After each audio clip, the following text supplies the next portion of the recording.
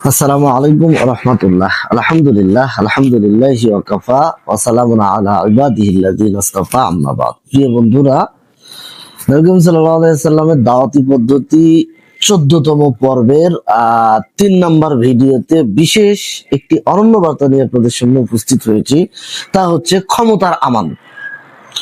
ক্ষমতা ইসলামী লক্ষ্য নয়, ক্ষমতা ইসলামী আমান। নবী করিম সাল্লাল্লাহু আলাইহি ওয়াসাল্লাম ক্ষমতা চেয়েছিলেন দ্বীন কায়েমের জন্য। 14তম হুকুম সেই আমানতেরই ঘোষণা। ক্ষমতা দিয়ে আল্লাহর আইনই চালাতে হবে, না হলে ক্ষমতা হবে ফিতনার এক ঘোর অন্ধকার আতুর ঘর।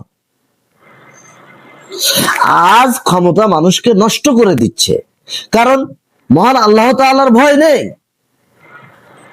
এই হুকুম আমাদের শিখায় ক্ষমতা মানেই জবাবদিহিতা, ক্ষমতা মানেই দায়িত্ব, ক্ষমতা মানেই আখিরাতের হিসাব। আখিরাতকে ভয় করে পরিপূর্ণতা আনয়নের জন্য সফল কামের হিসাব। মহান আল্লাহ তাআলা আমাদেরকে উপযুক্ত বিষয়ের উপর পুঙ্খানুপুঙ্খানুভাবে আমল করার তৌফিক দান করুন। হে আল্লাহ, আপনি কবুল করুন, আমিন।